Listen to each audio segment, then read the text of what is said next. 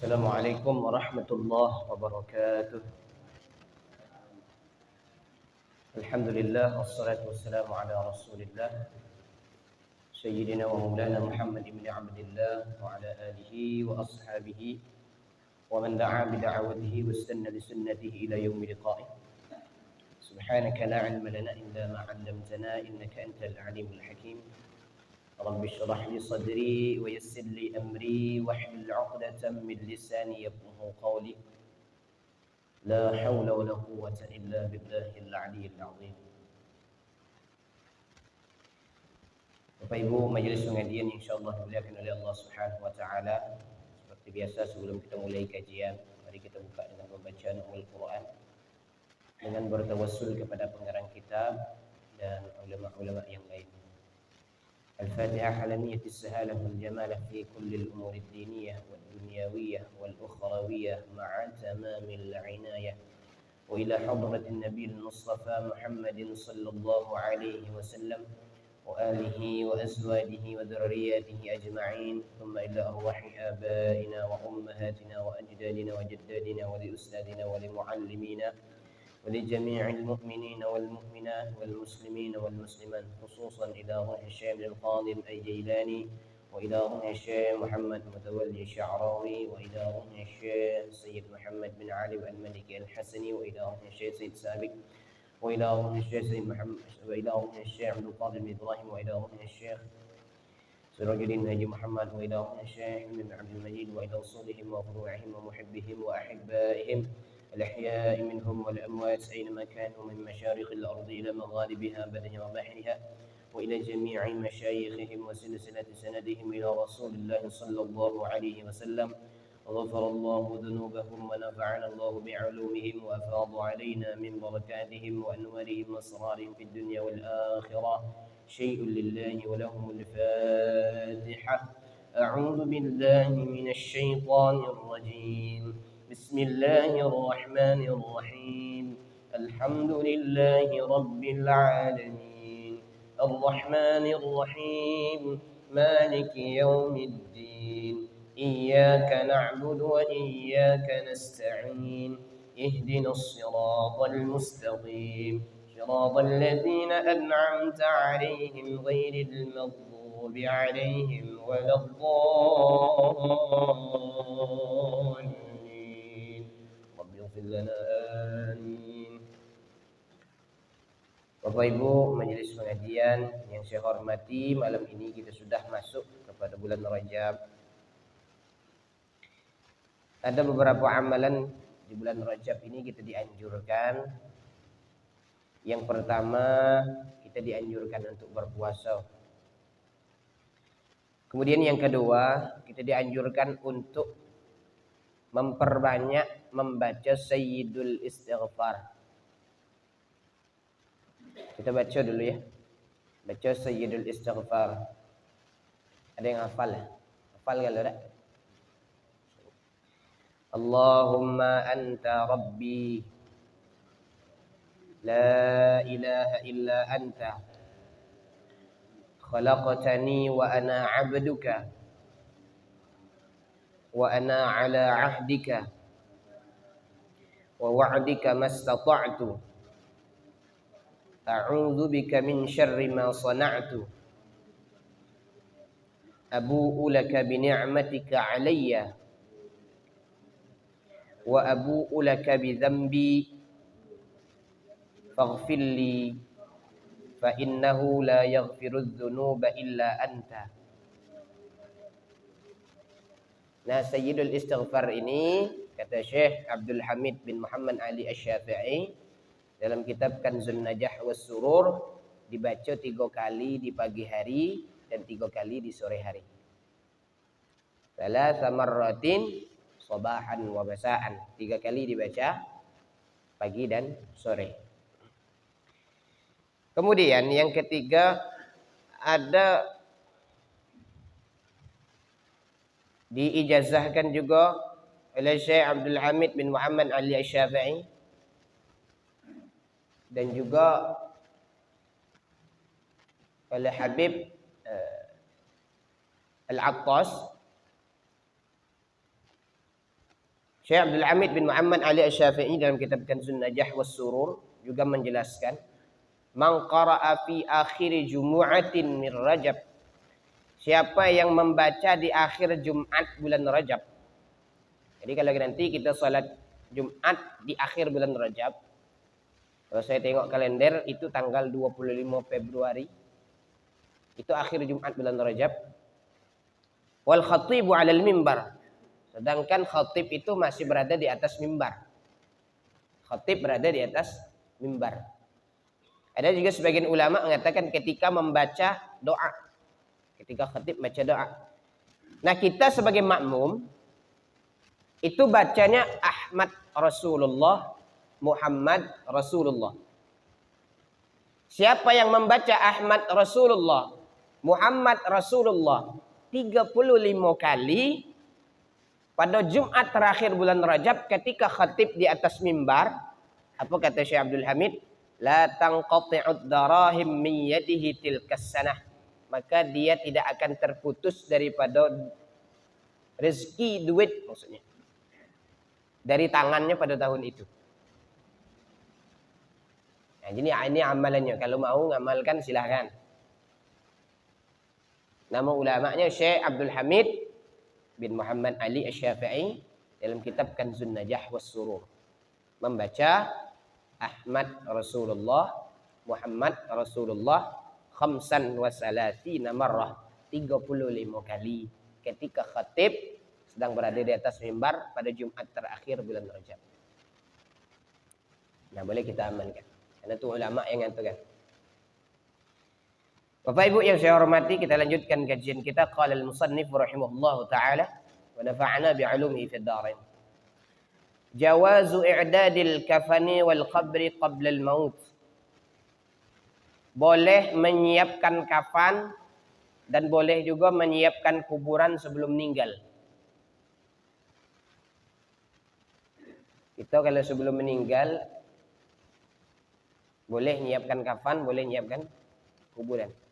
Dulu ada ulama Habib Hasan itu punya pembantu. Jadi pembantunya ini nanya, "Wahai Habib, nanti kalau engkau tiada, kalau engkau sudah meninggal, saya ini nak kemana?" Kata Habib Hasan, "Nah, kamu maunya gimana?"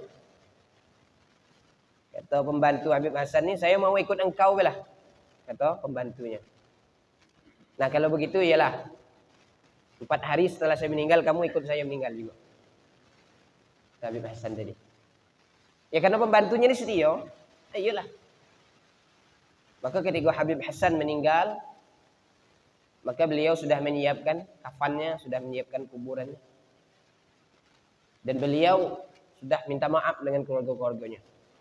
Saya minta maaf dengan istrinya, minta maaf dengan anaknya, minta maaf dengan keluarga-keluarganya, saudara-saudara. Saya minta maaf, 4 hari akan datang saya meninggal. Jadi terkejut orang. Dari mana kamu tahu kamu akan meninggal? Nah, Habib Hasan bilang kemarin, 4 hari setelah dia meninggal, saya ikut dia untuk meninggal juga. Memang benar, Pak. 4 hari setelah Habib Hasan meninggal, dia meninggal. Dan dia sudah siapkan semuanya, kuburannya sudah disiapkan. Dan kain kafannya juga sudah disiapkan. Nah, ini waliullah. Beda dengan kita.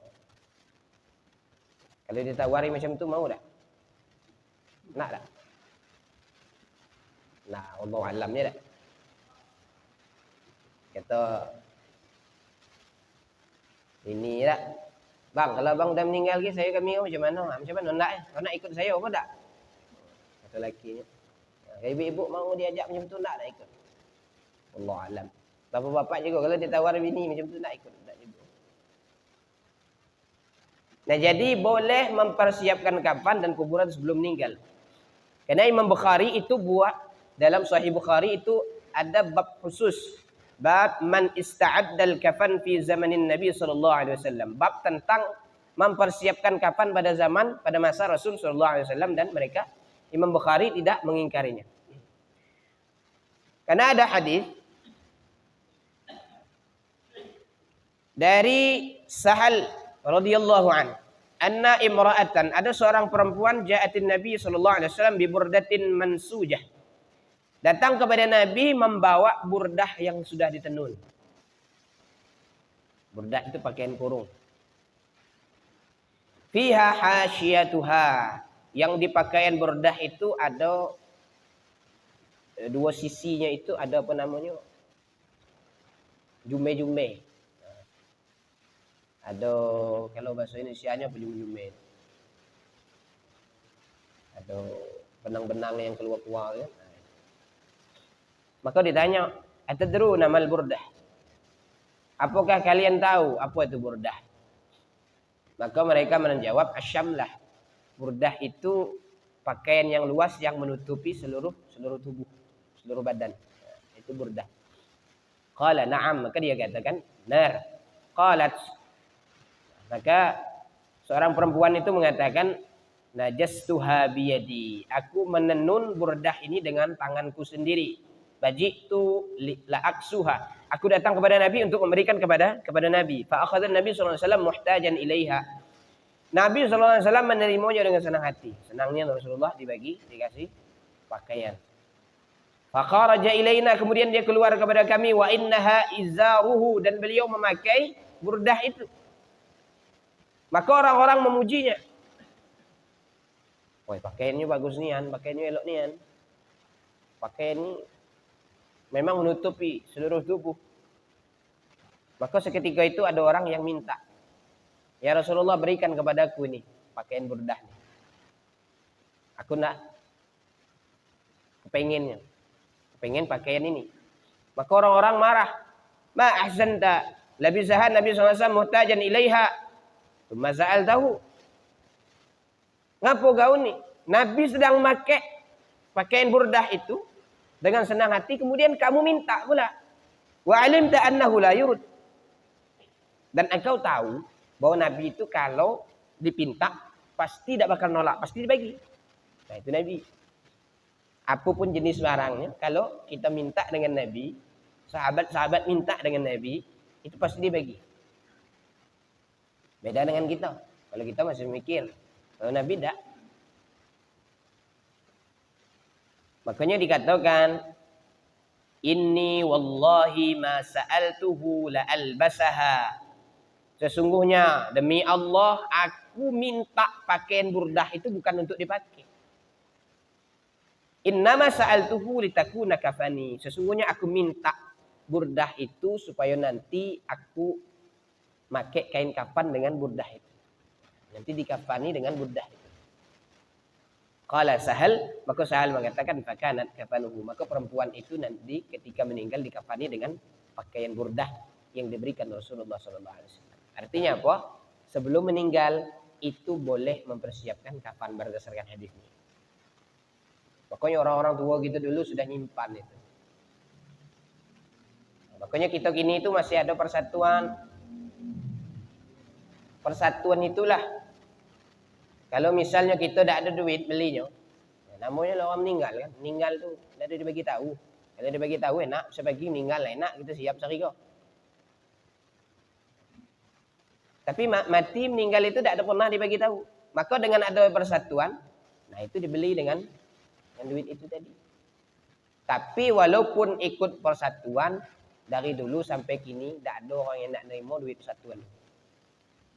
Karena kenapa? Syaratnya mati dulu. Ya tak? Kalau nerima arisan kan banyak orang yang nak nerima, ya tak?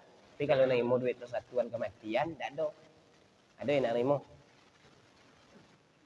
Ada yang mau bolehlah bisa bagi tahu kira. Makanya Al-Hafidz Ibnu Hajar Al-Asqalani mengomentari bahwa Imam Bukhari di sini maksudnya falam yunkir li yushira ila anna al-inkar alladhi waqa'a min as-sahabah kana 'ala as-sahabi fi radal birburdah. Tidak mengingkari di sini menerangkan bahwa sahabat-sahabat Nabi yang mengingkari kepada sahabat yang minta burdah itu mengingkari tentang apa? Mengingkari minta baju tadi. Falamma akhbarahum bi'udrihi lam yunkiru dzalika ali. Setelah diberikan penjelasan, maka mereka tidak mengingkari lagi. Sebelumnya kan mereka marah, ngapa minta baju dengan Nabi. Maka setelah diberitahu baju ini nanti saya persiapkan untuk kafan saya. Nah, baru mereka tidak mengingkari. Maka dijelaskan dalam pendapat yang lain, Al-Hafidz Ibnu Hajar Al-Asqalani menyebutkan fayustafadu minhu jawadu tahsili ma la budda minhu lil mayyit min kafanin wa nahwihi fi hali hayatihi. Faedahnya daripada hadis ini maknanya apa? Jawazu tahsili ma la budda minhu lil mayyit. Maka boleh mempersiapkan sesuatu untuk mayit. Min kafanin, baik dari kafan, wa nahwihi atau selainnya, fi hali hayatihi, pada masa hidupnya. Jadi ketika hidup boleh disiapkan.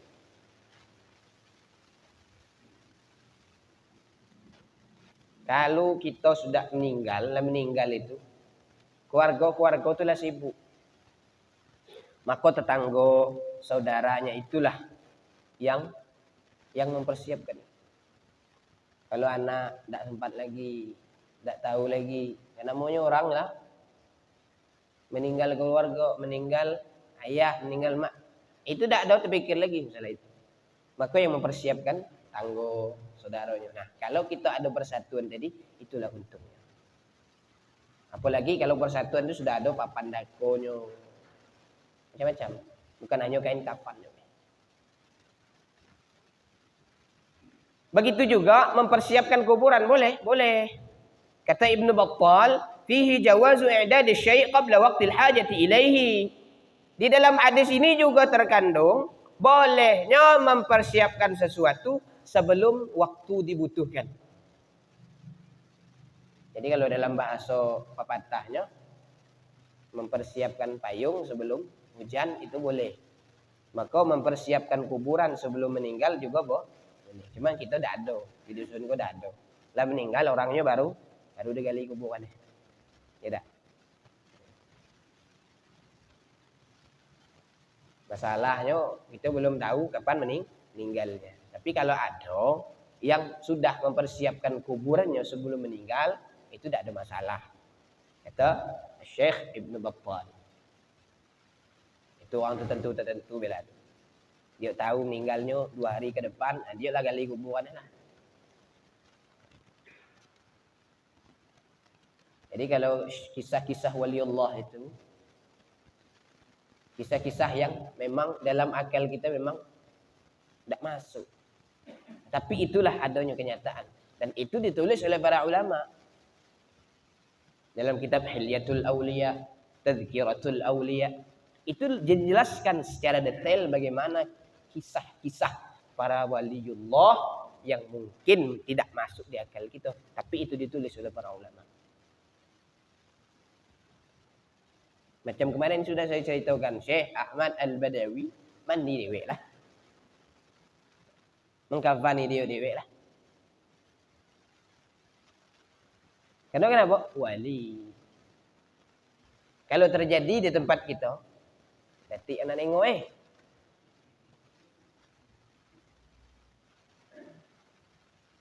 Nah, kata mayat itu dah lama keluar, banyak mandi dewek. Nah, udah mandi ya, malah lah kamu nak kapan ni lah. Tak ada yang berani. Tapi itulah kenyataannya. Ada diceritakan oleh para ulama. Waqad hadara jama'atun minas salihin kuburahum qabla al-maut. Dan para orang-orang saleh juga sering mempersiapkan kuburan-kuburan mereka sebelum meninggal. Tapi ada juga ulama yang menolak. Salah satunya adalah Syekh Zain bin Al-Munir. Beliau mengatakan bi anna dzalika lam yaqa' min ahadin minas sahabah. Itu tidak pernah dilakukan oleh salah satu daripada sahabat Nabi SAW. Walau kana mustahabban lakathura fihim. Jikalau hal itu dianggap sebagai sesuatu yang sunnah, maka pasti para sahabat-sahabat Nabi juga banyak melakukan itu. Tapi hal ini juga dibantah oleh ulama.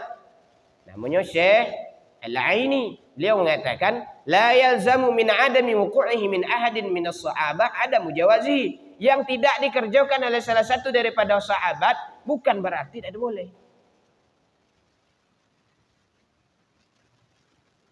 Bukan berarti tidak boleh. Lianna ma ra'ahul muslim hasanan fahuwa indallahi hasanun. Karena sesungguhnya apa yang dilihat oleh orang Islam itu baik, maka di sisi Allah juga dianggap baik. Ya kan?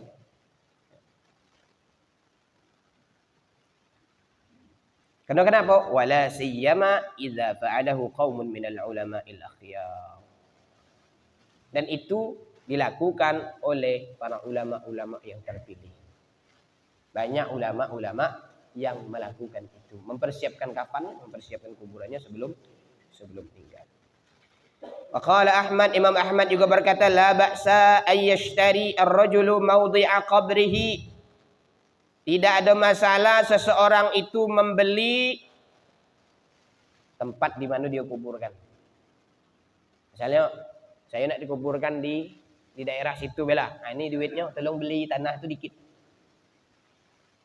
Boleh.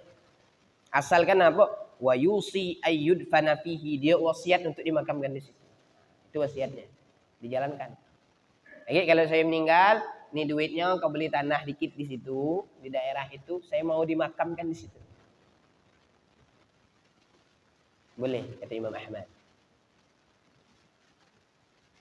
Karena kenapa? Waruwiya an Utsman wa Aisyah wa Umar bin Abdul Aziz radhiyallahu anhum, diriwayatkan dari Utsman, Aisyah, Umar bin Abdul Aziz radhiyallahu anhum annahum fa'alu dzalika, mereka melakukan itu. Misal kita ya tanah kok, namun kita orang tua kita dulu ndak nian, ndak mau nian kalau di tanah dia lah yang dia makamkan. Dia dimakamkan di tanah dia lah tidak mau. Kenapa? Karena mikir anak cucunya. Kalau ada kuburan di tanah itu susah pula. Maka dia siapkan khusus, dibeli tanahnya khusus untuk kuburannya dan lain sebagainya. Nah, itu yang pertama, boleh mempersiapkan kafan dan kuburan sebelum meninggal. Kemudian isti'babu talabil maut fi ahadil haramain, disunahkan minta meninggal di salah satu daripada dua tanah haram. Yustahabu talabul maut fi ahadil haramain, disunahkan minta meninggalnya itu di salah satu daripada dua tanah haram, al-haramil makki wal haramil madani, baik tanah haram di Mekah maupun tanah haram di Madinah. Itu sunnah. Dan itu pernah terjadi kepada Kiai, seorang ulama besar Indonesia, namanya Kiai Haji Maimun Zubair. Beliau minta meninggalnya di Mekah. Meninggalnya di Mekah. Kalau salah kuburannya di Ma'lah. Makanya ulama-ulama gitu di Indonesia ini banyak yang di sana itu. Di Mekah, di Madinah itu sudah nyebar. Dari dulu sudah nyebar. Karena kenapa? Karena dulu ketika Mekah, Madinah itu masih otonomi khusus. Nah, dulu Mekah, Madinah itu namanya Hijaz. Itu banyak para ulama-ulama kita pergi belajar ke sana. Karena kenapa? Karena di Mekah, Madinah itu dulu terkenal madzhab Syafi'i. Bahkan Imam As-Suyuti menulis satu kitab khusus yang menjelaskan bahwa di Makkah Madinah itu dulu ada tahlilannya. Di Makkah Madinah itu dulu ada maulidnya. Nah, sekarang lah ada. Itu paling ada beberapa tempat yang mengadakan tahlilan, mengadakan maulidan. Ulama-ulama kita dulu pernah jadi imam di sana. Syekh Ahmad Khatib Al-Minangkabau jadi imam pernah di sana.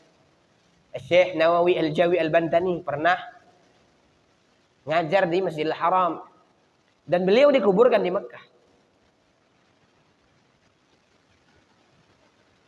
Pernah saya lihat di videonya itu ada penjelasan di situ bahwa Syekh Nawawi ini pernah kepengen dibuka kuburan-kuburan yang sudah beberapa tahun dibuka.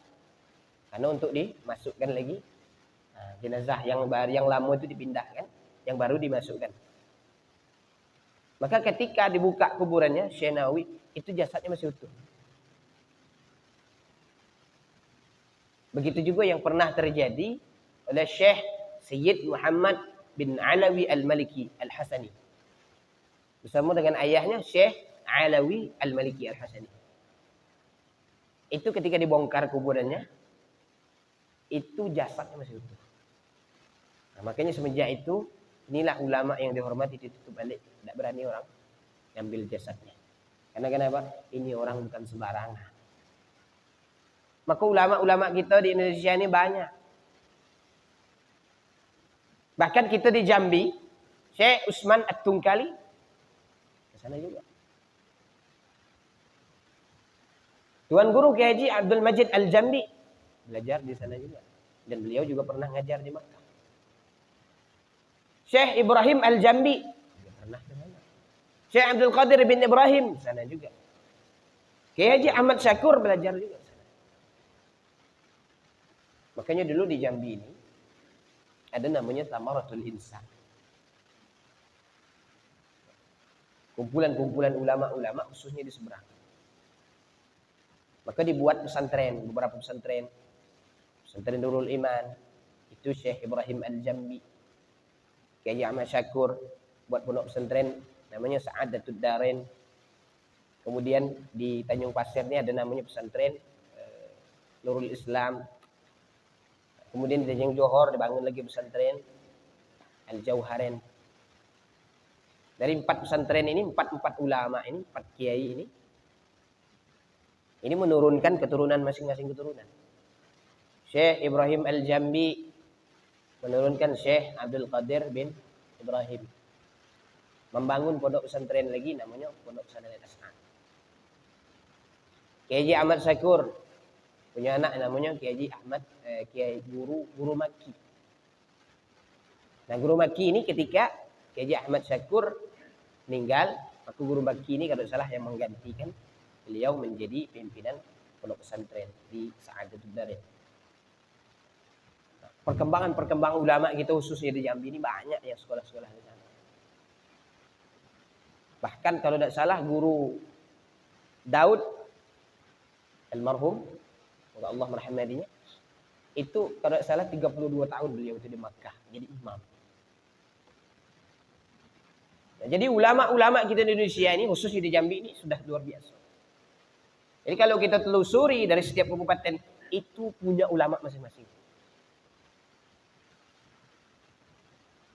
Makanya kita berbanggalah di Jambi ini walaupun tidak dikenal di kancah nasional ataupun kancah internasional, tetapi setelah diteliti oleh beberapa orang ternyata banyak ulama-ulama Jambi yang perlu diangkat. Nah, jadi kita disunnahkan. Kembali kita kepada judul, disunnahkan kita untuk minta kalau nak meninggalnya di tanah haram. Karena ada riwayat Imam Bukhari dari Hafsah radhiyallahu anha bahwa Umar radhiyallahu an dia berdoa, Allahumma rzuqni syahadatan fi sabilik waj'al mauti fi baladi rasulik. Ya Allah, karuniakan kepadaku syahid di jalanmu. Waj'al mauti, jadikan kematianku fi baladi rasulik, di negeri Rasulmu. Jangan sampai meninggalnya di tempat lain. Meninggalnya kalau tidak di Mekah, di Madinah. Anna hadza, maka ditanya, fakultu, aku bertanya, kata Hafsah, aku bertanya, anna hadza, bagaimana isu itu bisa terjadi? Apakah mungkin itu terjadi? Maka kata Sayyidina Umar, ya'tini bihillahu insyaallah. Insyaallah Allah memberikannya kepadaku. Dan benar, Sayyidina Umar meninggal di tanah negeri Rasul sallallahu alaihi wasallam. Bahkan dalam riwayat yang lain disebutkan man mata fi ahadil haramain. Siapa yang meninggal di salah satu daripada tanah haram, baik Mekah di Madinah, bu'itha aminan yaumal qiyamah, maka nanti dibangkitkan dalam keadaan beriman pada hari kiamat.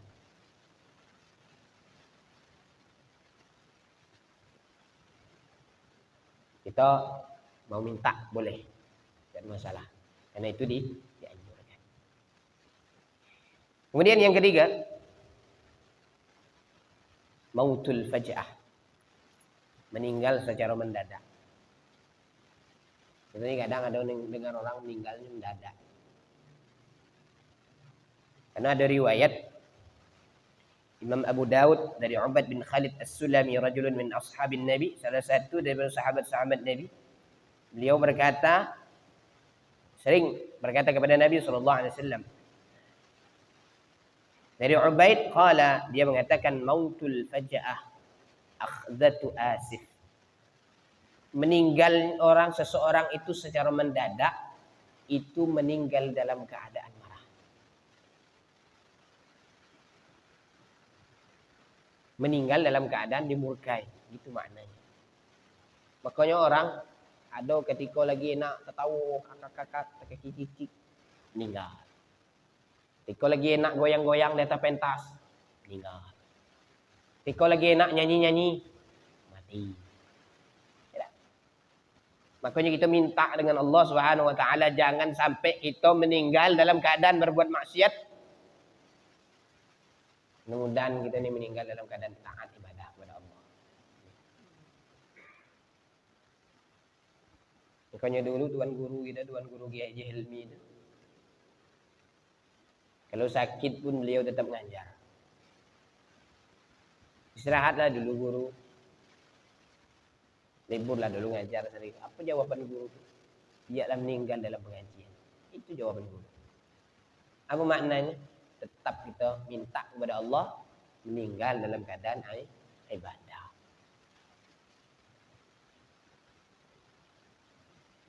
Nah, kalau meninggal dalam pengajian, takut lagi ada tipu tak? Minta meninggal dalam pengajian, gitu ke depan minta, ke depan mati gitu kan.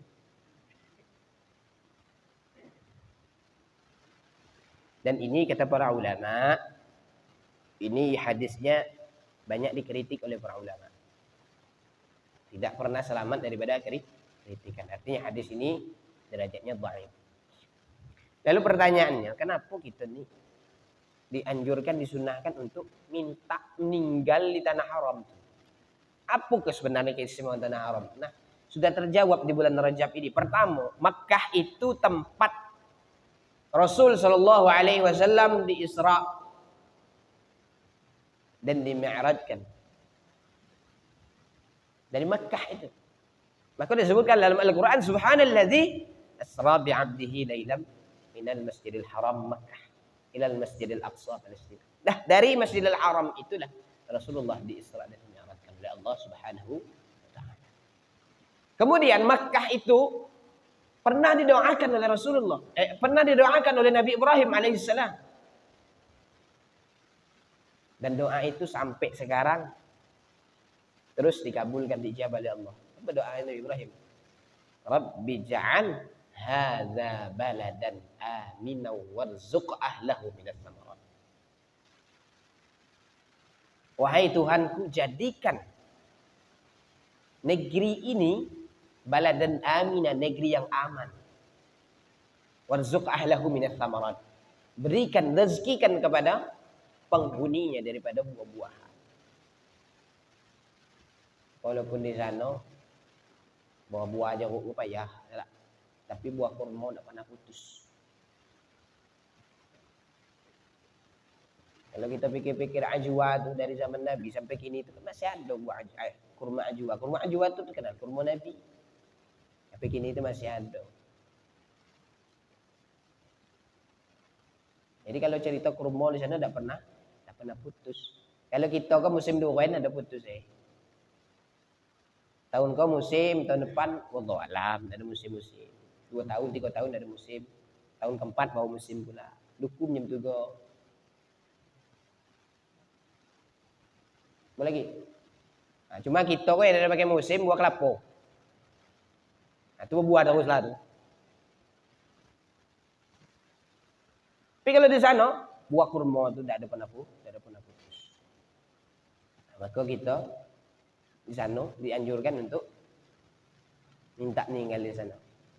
Kemudian di sana itu di Mekah, di Madinah, Dajjal tidak bisa masuk.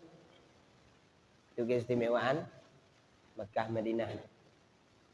Karena dalam hadis disebutkan laisa min baladin illa sayata'u ad-dajjal. Tidaklah dari satu negeri itu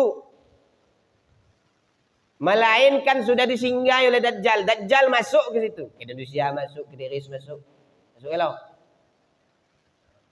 Ke Kedembangan masuk. Masuk kalau tu Dajjal. Tapi ada dua tempat yang tidak dimasuki Dajjal. Apa? Illa Makkah wal Madinah. Kecuali Makkah Madinah. Itu Dajjal yang bisa masuk. Pokoknya nanti di akhir zaman banyak orang nak berebut masuk ke tanah haram Makkah Madinah. Kenapa? Takut ikut Dajjal. Dajjal tu kalau kita lah nengok iman kita kok masih naik turun, itu bisa jadi kafir. Kalau nengok Dajjal lah. Nengok jadi kafir. Ikut dia. Saking Dajjalnya tu luar biasa fitnahnya. Maka kita mintalah kepada Allah Subhanahu wa taala setiap di akhir tasyahud itu apa doanya? Allahumma inni a'udzubika min 'adzabil qabri wa min 'adzabi jahannam wa min fitnatil mahya wal mamat wa min syarri fitnatil masiihid dajjal. Kemudian thawabu man mata lahu waladun. Ada pahala yang didapatkan orang yang kematian anaknya. Ada sebuah riwayat daripada Imam Bukhari, ma minan nasi min muslimin.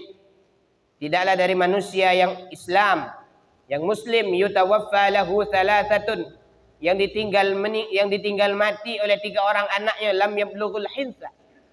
Anaknya yang belum baligh, illa adkhalahu Allahul jannah, melainkan Allah masukkan dia ke dalam surga bi fadli rahmatihi iyyahum, dengan karunia rahmat Allah Subhanahu wa taala kepada mereka.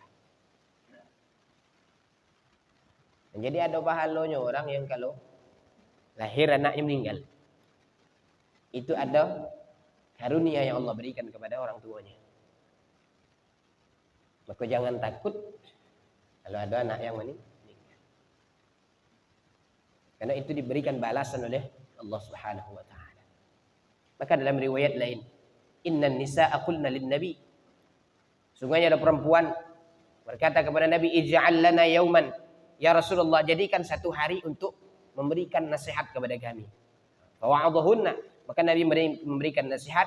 Apa kata Nabi? Ayyuma imra'atin, seorang perempuan mata laha thalathatun minal walad, meninggal ditinggalkan tiga orang anaknya, kanu laha hijaban minan nar, maka 3 orang anak itulah nanti menjadi hijab daripada neraka. Nah, neraka dihijab oleh anak yang meninggal itu. Riwayat yang ketiga. Nah, kemudian ada perempuan ini nanya lagi, wa ithnani, bagaimana ya Rasulullah kalau 2 orang anak meninggal Rasulullah? Nah, kata Rasulullah, ithnani, 2 orang juga, 3 orang juga, 2 orang juga. Nah, artinya apa? Maknanya ada seorang ayah, seorang ibu yang ditinggalkan anaknya, dia ikhlas, dan insyaallah anak itu dapat mendindingi dia daripada api neraka. Karena kenapa? Anak itu tidak punya salah. Karena dia belum baligh, belum dibebankan hukum, belum dibebankan dosa. Maka ketika dia meninggal dalam keadaan belum baligh itu, maka insyaallah masuk dalam surga dan bisa membantu kedua orang tuanya untuk masuk ke surga dan bisa mendindingi orang tuanya daripada azab. Kemudian a'maru hadhil ummah,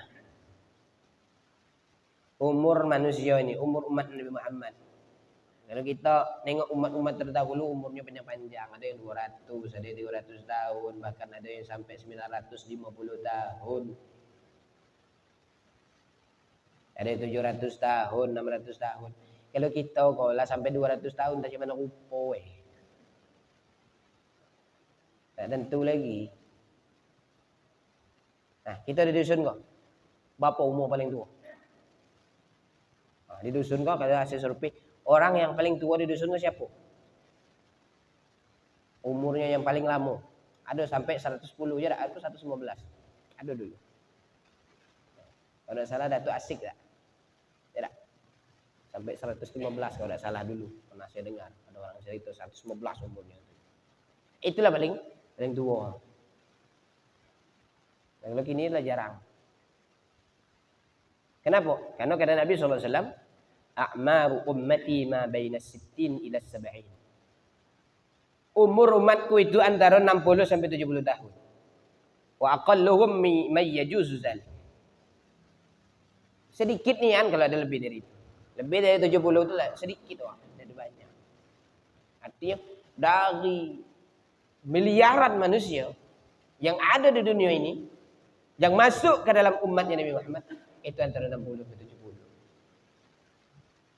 Jadi kalau dibandingkan perbandingannya paling dari itu 1 banding sekian puluh, sekian ratus ribu bandingin, sekian juta banding. Di antara sejuta itu ada seko. Kalau kita kalau sudah umur lah di atas 40 tuh banyak lah. Sudah ada, apalagi sudah sampai 60. Itu sudah titik titik kita untuk sudah ibadah. Tidak ada lagi mikirkan hal-hal yang lain. Sudah fokus kita dengan ibadah. Kemudian yang terakhir al-mautu rahah. Meninggal itu ketenangan. Jadi kita jangan anggap meninggal itu adalah satu cobaan, satu ujian.